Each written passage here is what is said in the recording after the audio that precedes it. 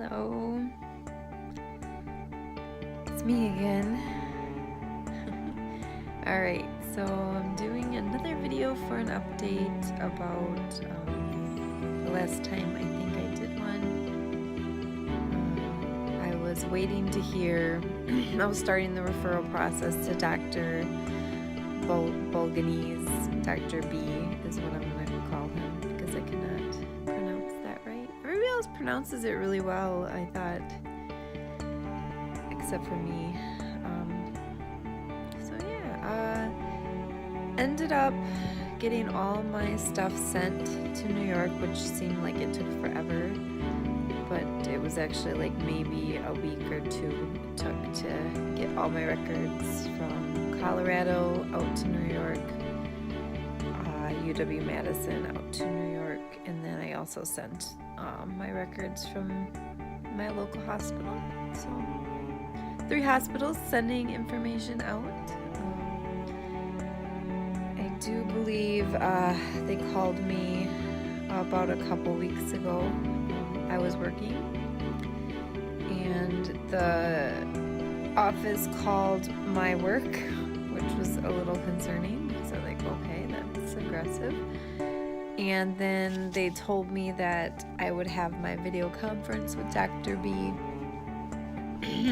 that day in a couple hours, and it was like 1 o'clock in the afternoon, so I worked 12-hour shifts, so I was there till 7. So I had to take my video conference at work, which I was freaked out about because I don't know technology very well. If I went home, I would have just struggled with the computer and getting that arranged.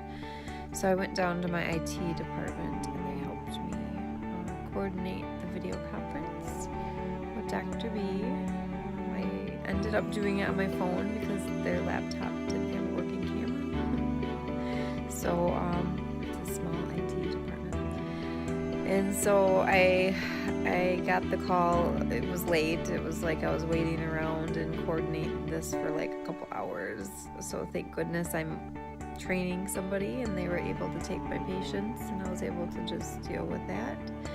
I was a little nervous because they said they normally don't do these conferences so quickly, and I was like, oh geez, even though I know why my scans don't look good. So I know that he probably saw them and went, oh, okay, yeah, I should probably get things going with this girl. She's been through a lot. And so he called me, and did not beat around the bush. He said that my MRI looked bad and that I didn't have a choice. I needed to have surgery or intervention, or else I would become paralyzed, or the syrinx on my spine would work its way up to my brainstem, and eventually I would, stop breathing or die from brainstem compression if the syrinx continued to extend upwards just a tiny bit. So in hindsight, I should just went home and worked through the kinks of the computer, because after that conversation, I think I already knew. Like, I've heard it. I've heard that information before, but just had coming directly from a neurosurgeon instead of my neurosurgeon saying, "Oh yeah, I can fix you. That's not that bad a case." He actually, said what I thought, all along out loud to me. You have to have this fixed, or else you could die, or you could be paralyzed. And I think that was, the first time I heard it from a neurosurgeon. That just confirmed what I already knew. But so I got emotional and I cried, and I had to go back to work, and it was bad. I should have just went home, but I thought,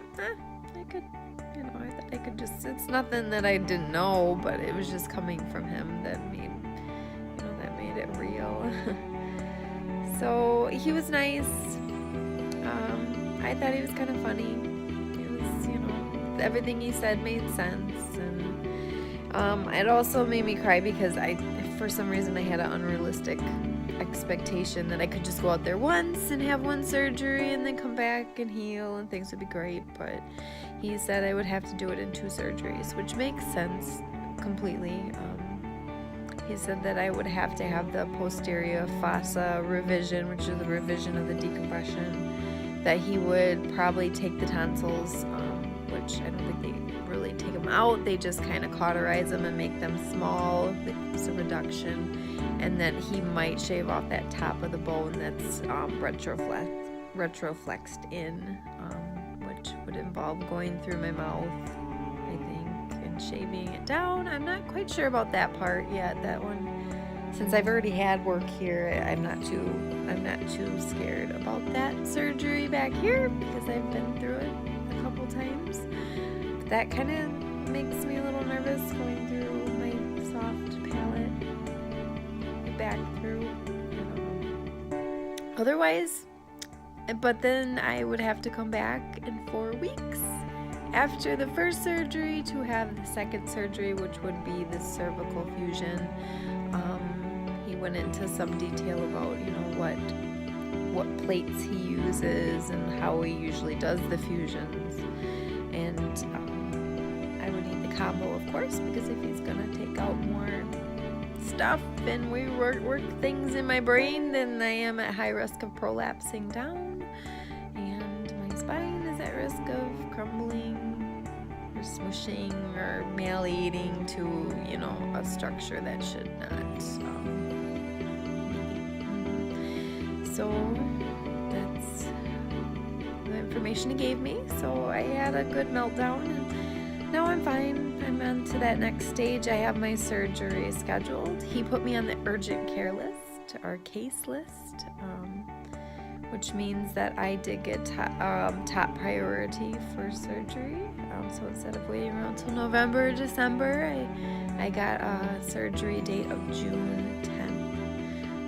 Is my first surgery out in New York, Long Island. So I think everything's in place. I have to do pre-op testing. And I can do that at this hospital where I live in Wisconsin.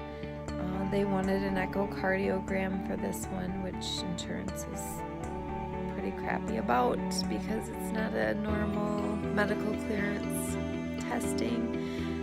So I did sort of work out those kinks. I'm hoping I have it tomorrow, so I'm hoping the echo is covered under insurance.